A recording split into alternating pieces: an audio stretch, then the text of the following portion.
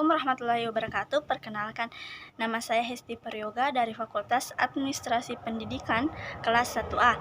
Saya dari kelompok 2 ingin mempresentasikan materi saya yang berjudul Manusia dan Pendidikan. Untuk mengefisienkan waktu, langsung saja saya akan mempresentasikan materi saya. Yang pertama, hakikat manusia. Ada berbagai pendapat tentang manusia tergantung pada sudut pandang masing-masing orang. Beberapa di antaranya memandang manusia sebagai makhluk yang mampu berpikir, makhluk yang memiliki akal budi, makhluk yang mampu berbahasa, dan makhluk yang mampu membuat peralatan perangkat untuk membantu kebutuhan dan mempertahankan eksistensinya dalam kehidupan. Manusia adalah makhluk bertanya yang selalu ingin tahu tentang berbagai hal. Tidak hanya ingin mengetahui tentang segala sesuatu yang ada di dalam dirinya, tetapi dia juga ingin mengetahui sesuatu yang di luar dirinya. Atau dengan kata lain, hakikat manusia adalah seperangkat gagasan tentang sesuatu yang olehnya manusia menjadi apa yang terwujud. Sesuatu yang olehnya manusia memiliki karakteristik yang khas. Sesuatu yang olehnya ia merupakan sebuah nilai unik yang memiliki sesuatu martabat khusus. Menurut Wahyudin 2008 1.4. Sementara itu, menurut Triharja dan Lasulo 2010 3 mengungkapkan bahwa hakikat manusia adalah ciri-ciri karakteristik yang secara prinsipal membedakan manusia dengan hewan. Hakikat manusia merupakan inti dari kemanusiaan. Manusia yang di dalamnya terkandung harkat dan martabat manusia dari awal penciptaannya di muka bumi sampai perjalanannya kembali ke Sang Pencipta menurut Priyitno 2009-14.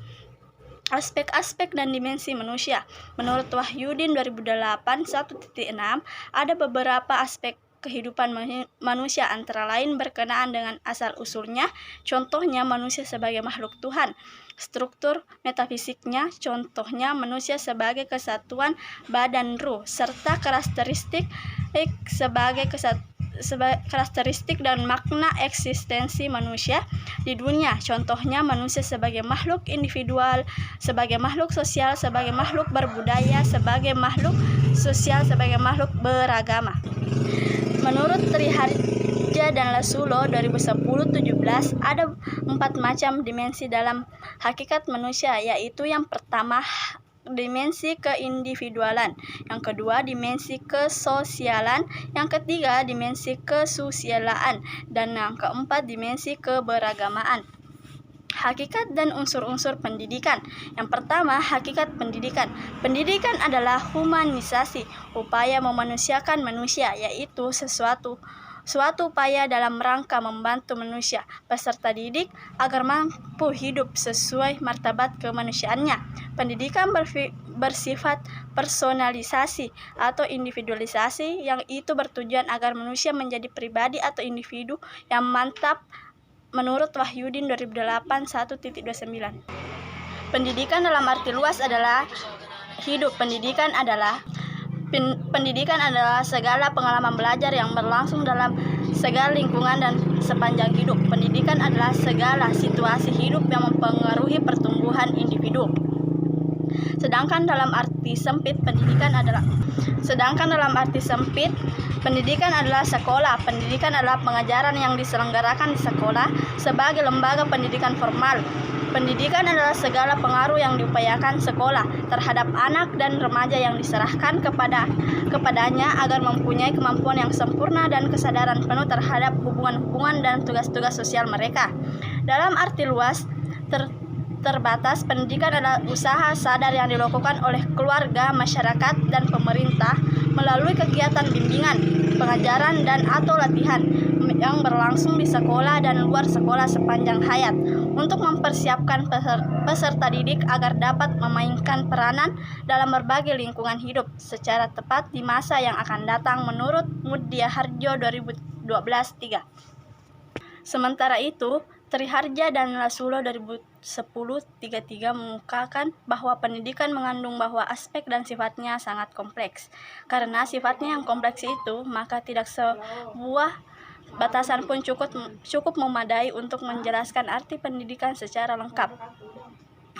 Pendidikan sebagai proses transformasi budaya, yaitu sebagai kegiatan pewarisan budaya dari generasi yang satu ke generasi yang lain. B. Pendidikan sebagai proses pembentuk pribadi, yaitu sebagai suatu kegiatan yang sistematis dan sistemik terarah kepada terbukanya kepribadian peserta didik.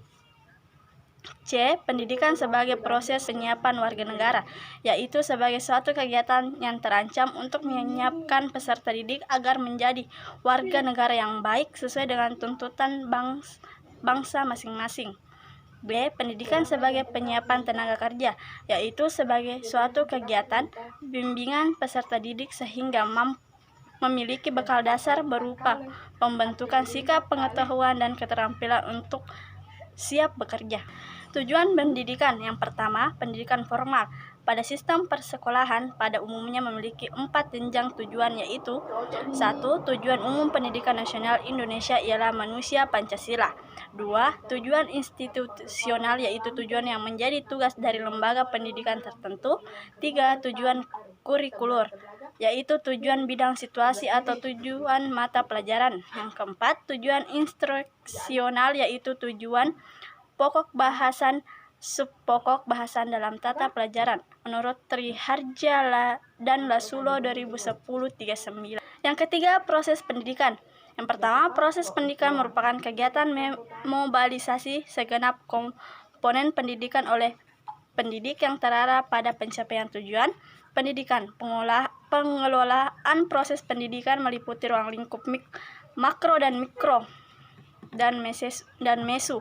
Pengolahan proses dalam ruang lingkup makro berupa kebijakan pemerintah yang lazimnya dituangkan dalam bentuk undang-undang pendidikan, peraturan pendidikan, SK Menteri, SK Dirjen, serta dokumen-dokumen pemerintah tentang pendidikan tingkat nasional yang lain.